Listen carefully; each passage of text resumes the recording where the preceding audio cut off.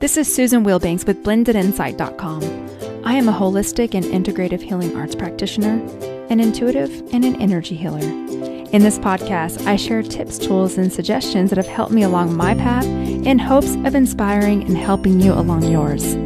Let's get started with today's podcast topic. Hello, bright and beautiful soul. Thank you so much for joining me on another podcast.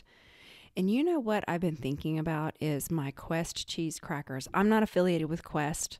And for those of us who are in a calorie deficit, counting our calories, only because I'm in the middle of a cut right now for summer. I'm working with a coach.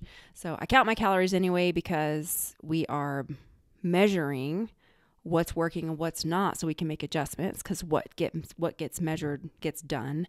So I've always been like this. I'm a tracker. I like to write things down. I like to be structured, which is kind of bizarre because this work is a completely different part of my brain. But in order to be productive, the most productive and successful people are organized. They write things down. They are striving for goals. And so one of the ways that I make sure that I'm on track and I can assess what's working and what's not working is by counting my calories. And so my coach gives me a protein goal. So I have a pretty high protein goal and a fiber goal to make sure that I am satiated and I'm getting enough protein. I know you guys don't care about this. Just hear me out. Hear me out. This is something very small in the beginning and then we'll get into the topic. Anyway, so then I found these Quest cheese crackers, and because there's so very little that I can have, because I'm deep into this deficit. And for those of you who have ever been on a diet, I'm not even saying it's a diet, it's a cut. I'm in a cut. I've been in it for a while, but because my calorie goal is low and my protein goal is high, I really can't eat food without protein. It has to have protein in it. And it's so crazy because I'll be thinking about these little crackers.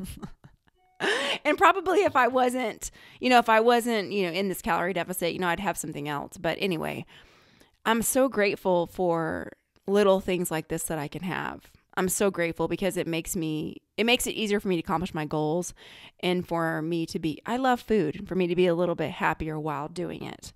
So, I don't know if you've ever had that where you're trying to ration yourself throughout the day to have something. Because I do the same thing with coffee. Like, I love coffee and I'll say, oh, shoot, I need to not have that cup of coffee until this time and I can only have this much. And it makes you appreciate it so much more because what's really appreciated and valued is something that's rare, right? So that's why we really appreciate and admire people that do things that are extraordinary because it's rare. It's not common. So when you're in a calorie deficit and you only have so many calories to spend, it's like, I have to be really smart about what I eat. Anyway, so I'm so excited. I've been thinking about these little crackers and I get to have them later and I cannot wait. And I'm going to treasure every little bite of every cracker. And I'm going to tell you, when I'm not in a calorie deficit, I don't care. I don't care about that. But you know what? It's become super precious because I only have so many little calories. And I'm not in a low calorie deficit. I don't do the toxic dieting stuff. Anyway, so neither here nor there. So I wanted to tell you that's really what's been going on with me. I was sitting down to record and I'm like, ooh, when I'm done with this podcast, I can't wait to eat those crackers. Okay. Do you have anything like that going on in your life? Because I'm kind of thinking you probably do, especially since for us here in the Northern Hemisphere, we're getting ready for summer.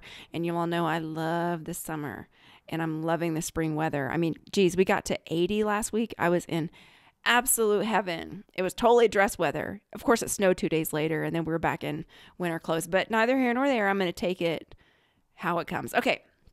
And this is what I wanted to talk about today is all of these storms and the purpose of these storms in life. And if you think about it, when it rains, it clears the air, right? A storm comes to clear things out. A storm clears everything in its path for new things to be brought forward. If you want to build a new house, the ground first has to be leveled. So whatever is there has to be wiped clean and leveled in order to build that house. And storms are actually a rebuilding phase. They're a growth phase, actually, because you can't get to that next level without cleaning things up and starting new. And it is the same in our lives. And there's been a lot of storms, and people are tired because we've been dealing with this almost continual shakeup for a few years now, because that's what's going on in the world. It's the planetary energy. For any of you that look into energy cycles, I mean, this is something that's kind of been forecasted, and we're in it right now. And when you're in it, it's easy to become weary and get exhausted and then lose sight of the big picture. So this is why it's important for us to seek out material and recenter yourself to the big picture. So no storm lasts forever. And the other thing is, when you're in a storm, it causes you to cling on to what is unseen, at least in my situation. So when people are comfortable and things are good, people don't tend to get as serious about their faith. But if a storm is coming in your personal life, if an actual storm is coming, people are then turning to, oh God, oh God, help me. What's going on here? Can you keep us safe? It causes you to recenter into what actually is now and forever, what doesn't change. What doesn't change is your soul that came into this body, the life, the creator that put life into your body, that put life onto this earth, is unchanging and forever. It's this form that's temporary. It's this body that's temporary. And it's all of these things in the material world that shift and change. And we came here to experience it. And if you can just remind yourself that when these storms pick up, transformation is afoot. And although sometimes it feels like, oh gosh, it's getting worse, it always feels like that before it gets better. Have you ever done a big project, like a demolition project?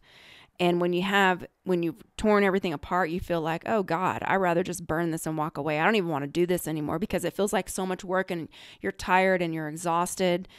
That's what it feels like when you're rebuilding. I mean, in all aspects of life. I mean, have you ever did like a decluttering project and you get everything out and then you think, oh, good Lord, why did I even start this? This is so much. One thing at a time. Your faith has to be on, this is part of the process, and something better is building, something better is coming, because this is how it works. We don't get to shortcut this stuff. We know this. We know this logically. And you are in control of your body. You are not the body. You are the soul. You are the soul. You're not the body. So the soul commands the body. So the soul has that higher arching view of the bigger picture. And when we're in our body, we're in this dense world, we forget it. And then we become weary and hopeless. And we have to shake ourselves and remind ourselves, wait a minute. No, my faith is on what is unchangeable. My soul is unchangeable. When I leave this body, I go back to that. I came to experience this. And when you go through those storms and you come out to the other side, I've never heard anyone say, that was a tough time, but I learned. Unless they're in victim mentality. That's not us. It was a tough time, but I got through it. These are the things I learned. And I'm so much more appreciative of name that thing afterward. Because I'll tell you, one of the things that a lot of us have experienced is a lot of death over the last several years. And I mean death in all areas, relationships, people, like physical deaths, job changes, home changes, way of living changes. And for me, what it helps me do is value connection and appreciate things more, because again, when something is more valuable, it's more meaningful. And what's more valuable is something that you can appreciate because you've been through it. People that are handed everything typically don't have a depth to them. It's kind of shallow because everything is just material. But in order to get deep with something and have some depth, you have to feel some things. You go through things. People that are the most enriched and inspiring, they've been through hard things. If you think about all of the greatest teachers, people that you listen to and think, my gosh, I'm so inspired. They didn't have something easy to walk through. They walked through some challenging things, and they didn't lay down and just lay there and feel sorry for themselves. No, they got through it. They got up, and they tell you how faith kept them going, or whatever it was that kept them going. They tell you how they went through the hard times, came on the other side, and then they're there to show you that you can do the same thing. But they inspire us because that faith in the character and that grit. That's what's inspired. Not people that just say, well, it was just given to me. Or, I mean, sometimes miracles, we can be inspired by miracle stories. But I don't know anyone that has that type of story to share that didn't go through a huge storm. So that is all I wanted to share today. And we can go into a healing. So you can uncross your arms and legs, focus on your breathing.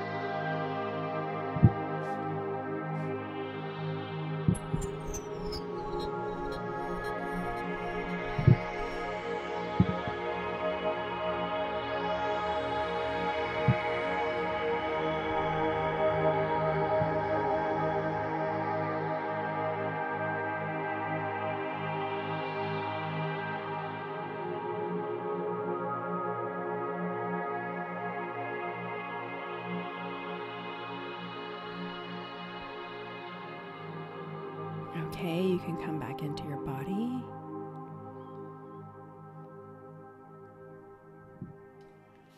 Alrighty, well, I hope that helped. And as always, I want to wish you a beautiful week, and I thank you so much. Take care. Bye-bye.